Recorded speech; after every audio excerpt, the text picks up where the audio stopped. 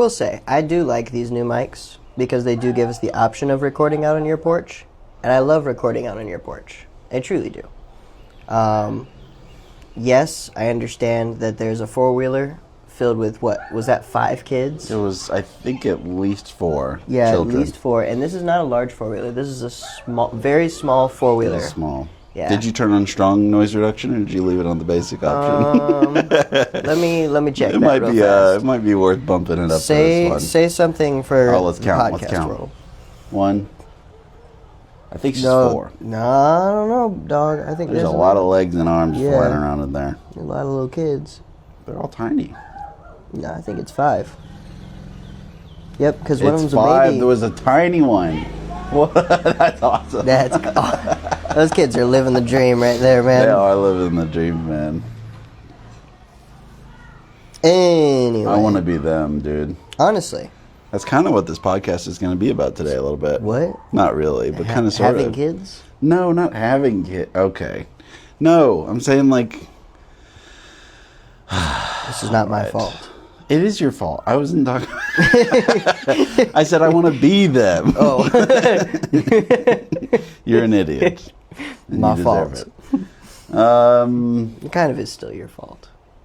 What was I supposed to say? It's literally never going to be my fault. You should say, in what way do you mean that? And then give me the chance to explain. Instead of just jumping to a conclusion that makes things weird. I liked guessing, and you were the one that made it weird. You made it weird. Not Anyways, really. Have we actually started yet? Oh, yeah, we're recording. You gotta give me some. I literally showed you the phone. I don't know. Good night. It's been, how long has it been since we actually recorded one? Like 3 weeks? Yeah, because we had one in the chamber. We shot it, and then we were supposed to record a couple weeks ago, and we tried to do a fishing episode. But we got stuck talking to a nice stranger who was on a super bridge. cool. And it wasn't so much the stranger that was the problem. It was more like the bridge and the cars. It was the bridge and the cars, for sure. But to give the peanut gallery an idea of what we were trying to do, we were trying to do another adventure episode. Yeah. While we're both still in Pensacola.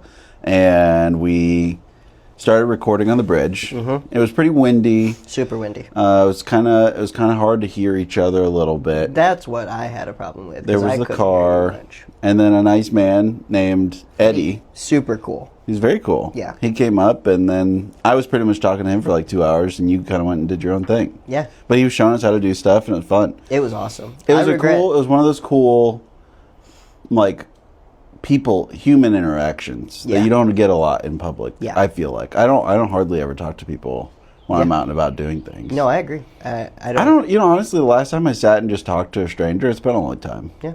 I mean, you probably shouldn't just talk to just absolute random strangers all the time. Yeah, probably not. But this was a nice one. Now, don't trust strangers, kids. Don't talk to them unless they're nice. No. Yeah. I don't think you should include an unless there. I agree. Which you just did, so. Okay, but I'm not 5, so in body. Are we okay? But you just said you wanted to be like the kids. Let's. You really, yeah. Let's transition. Okay. Well, okay. So, that was what we were gonna do, but it's been a little while. So, and we've been busy and whatever, yada yada yada. And that's kind of a little bit again. It has to do with business. It has to do with, I saw those kids driving piled on a four-wheeler. I was like, it'd be fun to be them. Well, what is your question then, Aaron? I'm working up to it. Oh, sorry. Okay? You gotta give me some runway. You just threw me into the episode. You gotta let me build up some anticipation. You literally wanted me to ask you a minute ago. No, shut up. Okay, sorry. No, don't shut up, because that's the point of the podcast. Talk. No, I'm going to be silent the rest of the time. All right, here we go. Okay, so what I was going to ask is, have you ever had any days that made you maybe not feel like quitting, but made you wonder why you're doing the thing you're doing? Dude, literally today. Mine was yesterday, so please explain. Okay. So, now this wasn't like a super serious contemplation, like I am about to drop out of school type thing. Sure. So this morning, I walk into work, and I saw on one of the campus screens that the engineering club was going to meet. I don't know why I saw this. Okay. Because usually I ignore such things. Right. But I saw what is it? CV-22 Osprey. I might have gotten. Tell me you went to the meeting. No. Oh, Listen. dang it. And it was a radar thing, and the guy was going to talk about radar. Sure. And it was on the Osprey. And I don't know if you know this vehicle, but it's basically a helicopter that flies like an airplane. Yeah, I've heard of it. Coolest machine. It's the one that does the vertical liftoff, isn't it? Yeah, vertical takeoff and landing. It is so cool. It's like the Marine's baby. And I looked at the name underneath, and it's my coworker's husband. Okay. And I was like, what? So I walked in. I was like, Mrs. Londrigan, what's this about? Did he like work on them? And she's like, yeah, he was one of the first 2 test pilots to ever fly them. That's cool. And I'm just kind of sitting here like, what? And then she went off on all the other things that he's done, like in his, was he in the Navy? In his Navy career, and just over and over, like such cool things. And I'm just kind of sitting here like, what?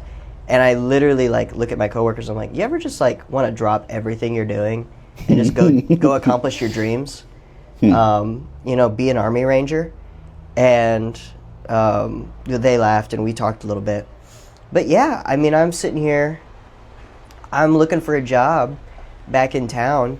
I'm applying to a lawn care company. I might apply to a factory where I would assemble firearms, which would be super cool. Sure. And I would love it. But like, I'm still sitting here, and it'd be a 9 to 5, and I just think, man, what would it be like if I just said, sink all this, and just went and joined the military? Spent 2 months working out and eating, building myself into a machine, and then, because I'm right now, I'm peanut gallery, I'm kind of skinny at the moment, and so I'm in no condition to be an Army Ranger. But I could get there. I could get there pretty fast if I dedicated that time to it. So your contemplation of dropping everything was less from discouragement, but more from like, yo, what if? Yeah, that's right. I have a dream, and I think about this stuff all the time. What would it look like if you put things on ice for 8 years? I think that's the contract. It would minimum, end up being right. Like, well, I know Somewhere there are in shorter there. ones, but I think for a Ranger it would be 8 because I'd be going into Special Forces. I'd spend a year and a half in training, just working up and proving to them that, like, I have got the mental toughness to do Rangers. I'll spend another year and a half training in the Rangers themselves before I'm actually like a real Ranger. So it would be 3 years before I'm trained. What if you did it? Well, I don't have a lot of money at the moment, so I couldn't quit my job for 2 months. I don't see why you'd have to quit your job instead of just jumping right in. I'm sure, because you don't go straight to Ranger. No, you go through basic training. Right, so but that would be before I get in there, I need to do conditioning outside. Yeah, I don't know. Look at me. Do I look strong enough to be an Army Ranger? I don't think that that's what they're looking for out the bat. I don't know for sure, but I would think you have to do a minimum of a certain amount. Well, I understand, but the basic training is not for Ranger. That's like just getting in. But and I would Ranger, think that would be your time to get in. No, but in order for me to hope to get into Rangers, I would have to already be pretty good. But whatever. Let's say by the end of the year you saved up, yada yada. You could take 2 months off, whatever, and you figured it out. What would it look like if you did it? Well, and what would be your reasons for doing so? Well, my reasons for doing so, honestly, a lot of it would be the training. I'd want the defense training. I don't know that my country needs me. I don't think we're in danger at the moment. I would do it for my country, especially if I thought that the military was going to stay. Because right now the military is in a better spot than it's been, with Pete Hegseth as Secretary of War. Mm-hmm. They're getting rid of a lot of the trans stuff, and they're trying to weed all that out. And that would be... But you also have to understand administration, turnover or whatever. Yeah, so I would be a little bit scared if somebody got into office that was just awful, because at that point I'd just be their own personal sledgehammer. Be like, hey, go kill this whatever, and I'd go kill that whatever, and I'd have no idea what I'd be killing. that does scare me a little bit. But of all the divisions, of all the places to be in the military, Ranger Battalion is more autonomous. But so I would enjoy that. Maybe aside from having to worry about who the administration is, right? Because yes, I understand it's a concern, but I would think you'd just be able to say, I'm serving my country no matter who's doing it, right? So, but what about from an individual standpoint? Because you've got to call it a ministry. I do. Where would that fit in? So some people have asked me... Not that I couldn't. Well, some people have asked me, Jeremy, why don't you go chaplain? I don't want to go chaplain. They're not going to hand me a gun. Yeah, okay. The truth is, if I'm going to be over there, give me a gun. I'm going to kick down doors. I think my ministry would be so much better if instead of the guy that sits in the tent while everybody goes out, I'm out there with them. And I'm in the foxholes. I mean, that's where it's going down. That's where guys, they're desperate, or they understand, like, wow, I could die right now. I want to be out there. I don't want to be behind the lines. So from a ministry standpoint, I've thought it through. I would act like a chaplain. I mean, clearly it's my Christianity is my identity. Well, Christ is my identity. And so that would bleed into everything I do. And I would do my best to be a light there, to be a light on the front line. That's the thing with especially Army Rangers, is that their motto is Rangers lead the way. They're usually the first in, and they're again, another thing from a personal standpoint. I mean, I have a gun on right now. I was built to fight. I think all men were built to fight to some extent, but I think me personally, I mean, I'll ask you, like, do I have a more, am I more tend to fight than other human beings, or is it just, am I making that up? Well, I think so. I mean, I don't know that I'm often looking for it, because I'm not that way. Yeah. I just don't, my mind's not keyed in the same way. But I just think in the way you approach things in general, you know, obviously with your affinity for weapons and all of that, but I think just in the mindset with which you tackle things in general, it's with a fighting approach. Yeah. Maybe. Yeah. I have to work on my illustrations whenever I preach or teach, because the place I always go is a military which setting. can be good. It can. I don't know that it works for everybody, though. It doesn't. That's the problem. It doesn't work for everybody, and so I have to temper that. I slip them in there because I think they're good, and especially since Paul describes what we do as warfare. Yep.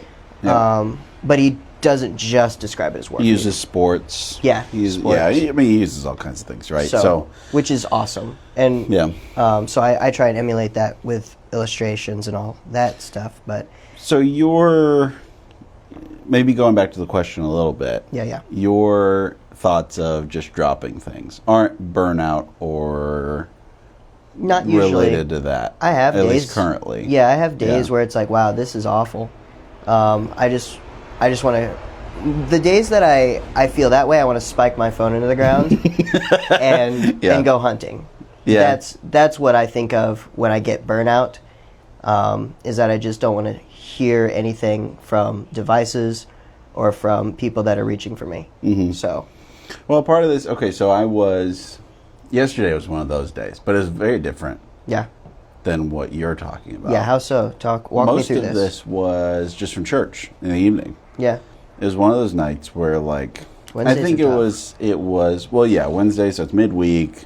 I worked all day, and then I go to do ministry, and but that is what I do. I mean, I'm a youth pastor, so that's my thing, right? So, but, I mean, I think after spring break, all the kids are just everywhere. Yeah. They're bouncing off the walls, not listening. I mean, so like I was preaching last night, okay? and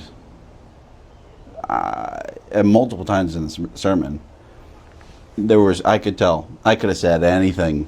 And nobody would have even understood the last 5 words. Yeah. They wouldn't have been able to tell me the last 5 words. They're just everywhere, not listening to a single word. And it's like, I know I shouldn't have, that's not part of the approach to preaching. You can't approach preaching with like, I want them to listen to me, right? Yeah. That's But still it does discouraging. stink a little. Yeah. Like, okay, I worked and I spent hours and hours on the sermon, and I get nothing. Just zero interaction whatsoever. I was tired, and I preached. Nobody, from what I could tell, right? Maybe I just had to have faith somebody listened, or maybe they didn't even listen all that well, but maybe it jogged a thought or something. Yeah. But no, nothing. And then, it was one of those nights where just things didn't go very well. I tried to record my sermon for the first time. The recording ended after 8 seconds. I find out after I preached the sermon. Oh, yeah. I go to listen to back, make sure it went well or whatever. Nothing. I was like, okay, well, that stinks too. Moving on. There was literally a point in the sermon, Artica and I were talking about this on the way home. There was a point in the sermon where there was a few kids messing around, and I was in the middle of saying something. And I just looked at them, and they didn't look back at me. And I made eye contact with Artica, and I shook my head. It's like, I don't. And it's one of those nights where I'm like, why am I even doing this? Like, why am I like killing myself to get this done? And it's just, like, that's not the right mindset, but it was just a night of discouragement. And I think a lot of it just came from burnout in general. Yeah. I think. And I'm not giving any serious thought. Obviously, I'm still pursuing the call of the ministry. Sure, yeah. But I did have the thought in my mind. I was like, man, like, if I'm already spread so thin, why am I working this hard for that? Yeah. And I know, I mean, I can give you all the right answers on why how my approach to preaching shouldn't be that way. Of course. My approach to ministry shouldn't be that way. Yeah. But those things are true, but in spite of that, I still feel the emotional, like, ugh. Yeah. I don't want to do that, So I guess in line with the question, what are some ways, if you found yourself approaching, getting those thoughts, what are things that you do for yourself that might help you through it? Yeah. I've got some things, but I just kind of wanted to see the way you approach it too. All right, I'll go mindset, and then I'll go specific ways I Sabbath. Sure. I can look at the Apostle Paul, and I know, like, oh, it's the Apostle Paul. Okay, but the guy beaten, stoned, shipwrecked, this, that, peril, nakedness, sword, all of the above, and he still got up, and he said, "Okay, we're gonna do today." Yeah. And he had a plan. He didn't have just a plan for that day. He had a plan to go to Rome. Mm-hmm. And that was in some way accomplished. But his plan, actually, if you read the book of Romans, his plan was to continue on to Spain. He had a really awesome plan of how it was supposed to go. And it didn't go that way. Not at all. Right. And it's in that in, I think it's Philippians 2, where he says, "In that whatsoever state I am, I have learned wherewith to be content." Yeah. We are dropped down where we're supposed to be right now. We are where we're supposed to be, such a time as this. This is where Aaron and Jeremy are supposed to be. And so, you know what? I can do this because God's going to be with me, because God put me here. Mm-hmm. So there's that. I just preached on Psalm 139 today about how that's the one where it talks about God knowing us. And it's not just God recognizes us like, oh yeah, that's Aaron and that's Jeremy and that's Artica. No. It is a determined, thoughtful searching, knowing.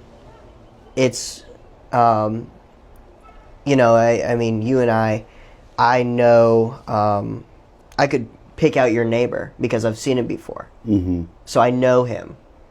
But you know Artica because you love her and you search her. Mm-hmm. It's a different know. And God knows us even better than you will ever know your wife. Mm-hmm. Than you will ever know yourself. God knows us. And so God knows what we can take.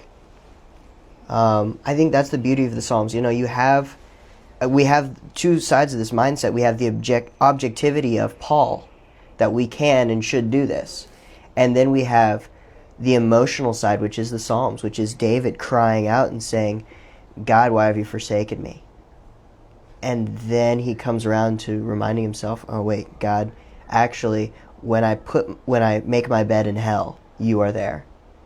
And it's amazing and it's beautiful. So our mindset is the key to it all. But also, you know, I meet people and they're running, and they're like, I can't seem to get ahead. It's like, that's because you're not stopping and resting. Mm-hmm. It's like, but I can't stop and rest. No. You need to stop and rest. And so for me, I come over here most weekends, and I usually don't focus on a lot of schoolwork while I'm over here.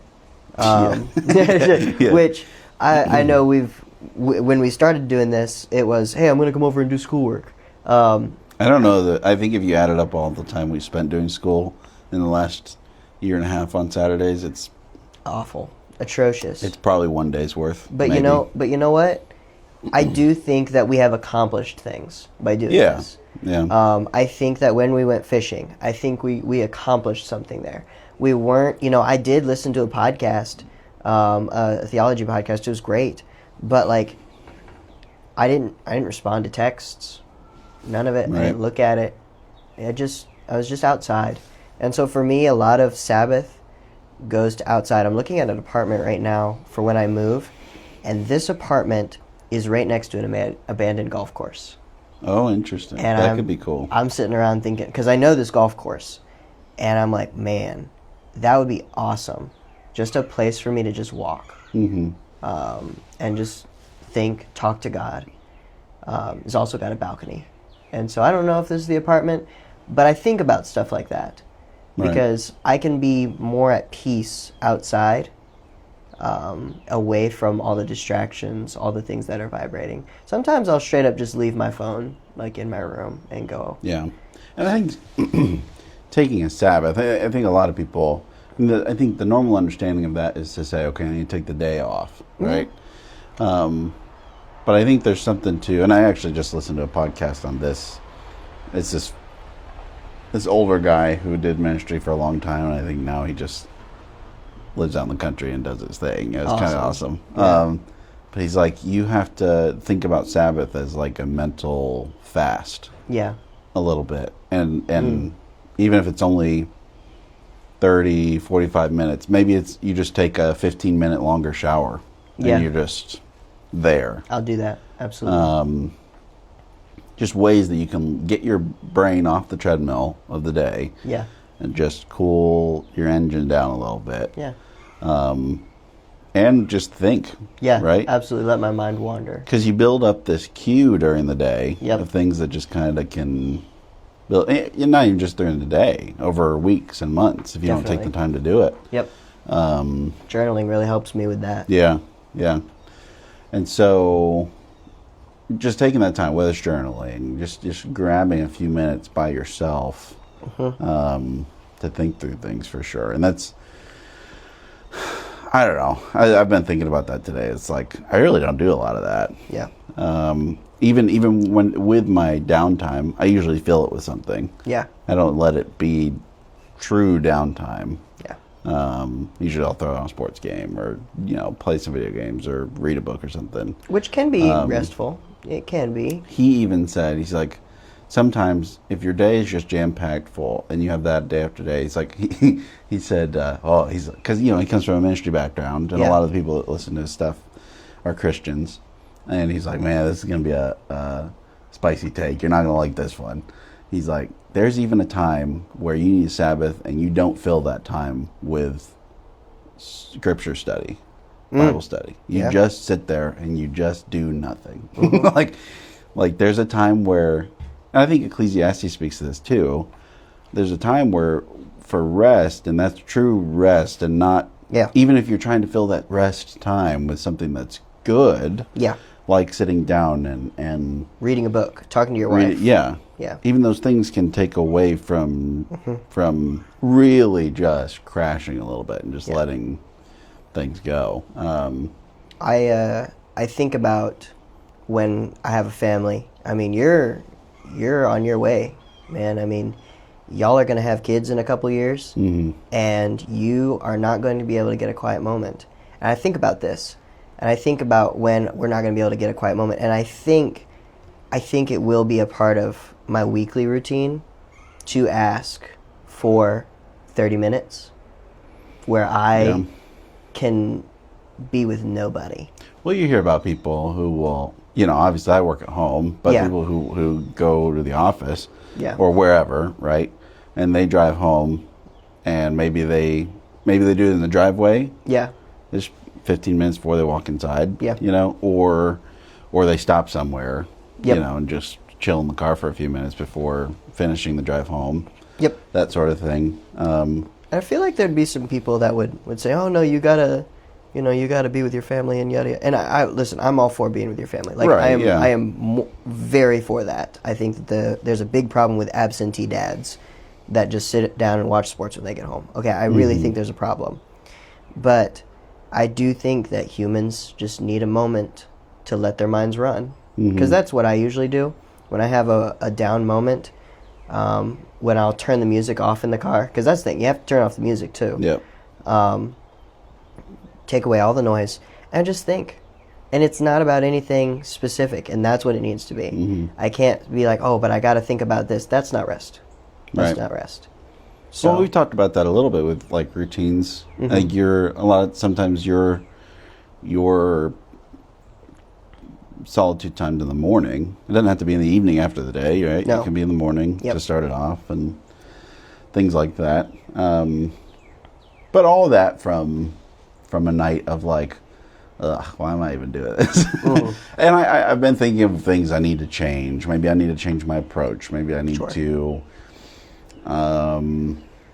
change up things on Wednesdays. Do a couple things different every once in a while. Provide some variety both for me and the students, right? Yeah. Smart. But I think it goes back to, I think ultimately, if I, being the leader, come in already depleted, then things are just already off to a bad start. Yeah. You don't got anything to pour out then. Well, no, empty. That's true. Yeah. Now, listen, that's not to say, because, some people will be like, well, the Holy Spirit can fill you anywhere. Yes, he can. I've been empty, and I've had nothing left to give, and the Holy Spirit has blessed beyond anything. Like, those moments are there. But if that moment is every week, if that is normal, it shouldn't be. It should not be normal. And it should not be getting more normal. It's like the Bilbo quote. I feel like butter scraped over too much bread. Yep, absolutely. I love that quote. It's so great. Much. It's so good. Bilbo, by far, my favorite character in all of fiction. That's crazy. Yeah, absolutely. I don't know. That's a different discussion, but mine wouldn't be Bilbo, I don't think. Really? No, it's definitely Bilbo. Especially when he's sitting there in the first Hobbit movie, and this is when I first realized I related with him. And he's like squirting the lemon on his fish, and the door knocks, and he just looks up with this face, and it's just like, oh, this better be like the mailman or something. Somebody's disturbing my peace. That's right. Yeah. And it's the dwarves, and his whole world is just rocked. And there's other quotes that we'll go into on another episode, because I would have an entire episode dedicated to Bilbo Baggins. That's crazy. Absolutely. That'd be fun. I'm down. We could break down a character, but anyway. Let's break down ourselves first today. I feel broken down already. So, well, no, that was really good. Thank you for that. That was fun to talk through. I think it's conversations like these. I had this thought while you were talking about Psalm 139. I was like, it's times like that where I can see the pastoral calling on your life. more than some other times. It's like it just will shine through a little bit, and I'm like, there it is. Wow. You can kind of tell. I think that's important for other people to recognize it and to tell you when it happens. And that was one of those moments. It was cool. So thank you for that. Yeah, that was thank good. you. Yeah, I'm excited about this ministry thing, man. I mean, we talk about the Army Ranger thing. I would do it. I would. I'm gonna intern for my church this year. I said that I would, and so I'm going to. I don't know what's gonna happen after. If I'm sitting around, I'm still single. I'm just like, you know what? Well, you and I have had this conversation too about like, we don't have to. I mean, yes, we have a call in a ministry, and we need to be working towards that and pursuing it and everything we do. But that doesn't also mean that we have to get there as fast as humanly possible. No, and nor does it mean that we have to follow the mold of everybody else that does ministry. Like, normally when someone says, I'm called to ministry, it's like, well, I'm going to be a head pastor somewhere. And that's what they mean. And great. Wonderful for them. Mm-hmm. Right now, I'm thinking that God wants me in bivocational children's ministry with some media stuff thrown in there, some other random stuff, just being a help around my church. And you know what? Maybe I'll up my hours after that. I don't know. No idea. And I think having that real life, no matter what you're doing, right? It doesn't have to be military. It could be whatever pursuit, whatever career. Having a little bit of that before going into a role where you're pastoring and shepherding other people is good. I mean, I think it's not quite the same analogy, but I think of like career politicians, because like that's all they ever know, and that's all they ever did. Awful. Instead of people that did something else and brought that experience into it. Obviously not the same, right? No. There's people that do great in ministry that have only ever done ministry, pretty much. But then you also get guys who bring a lot to the table from something else. It brings a different vantage point, I think. Well, and I think some relatability, like 100%. I've been in your shoes, type of thing. Because the tough part is, some guys, they walk out of seminary, and I don't know, I can't say that I could pick out anybody that's near me, but we are so concerned about getting one or two theological positions just perfectly right. And it's I'm like, the guy you're thinking about. No, because here's the thing.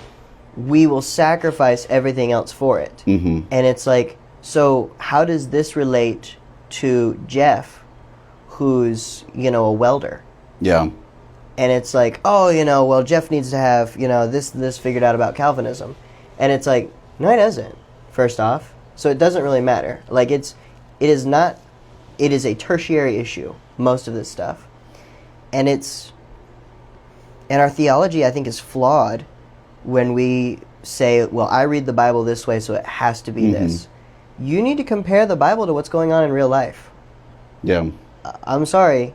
The Bible was written in the context of humanity, and so it should be read in the context of humanity. I'm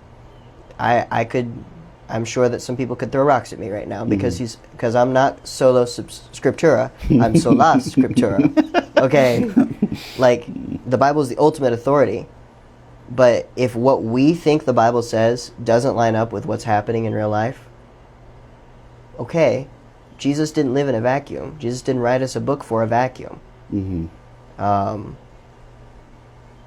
just think that our theology needs to be grounded in people, in real life people. We're gonna get out and we're gonna find out, oh wow, I studied all this theology and I'm glad that I did, but real people don't care. They just do not care. Yeah. And that's okay. A lot of it, they just shouldn't need to care. They've got food to put on the table, and they, for some weird reason, think it's worth paying us to put the Bible in front of them. And so, yeah, we should understand, but they don't have to get all of it. Now, granted, I love what some churches are doing with their systematic theology classes. They're teaching their people theology. I want that. I want people to be hungry for theology. But at the end of the day, not everybody's going to go to seminary, and that's okay. Well, that's what the pastor's for, in a way, is to be the middleman between the ivory tower and the real life, right? So, but I think that the fact that he was a welder, or he was, the lawn guy, I think it does help. Back to what you originally were saying. I think that really, really helps. So I can tell which guys came into seminary with their pastoral degrees and which guys did not. And as a general rule of thumb, I like the ones that did not come in with a pastoral degree. Sure. They've been in a classroom too long, I think. And so, I don't know, though, because, frankly, I've been in a classroom for the last 6 years, studying business and me too, man. Studying Bible, so I mean, it's been fun, but I'm ready to be done. Yeah, I feel you. We're getting there. Well, we could talk about that all day, but we should probably end things here. But that was good. Yep. Thanks for going over it, and we'll talk again soon. Yep. Okay, bye. Bye.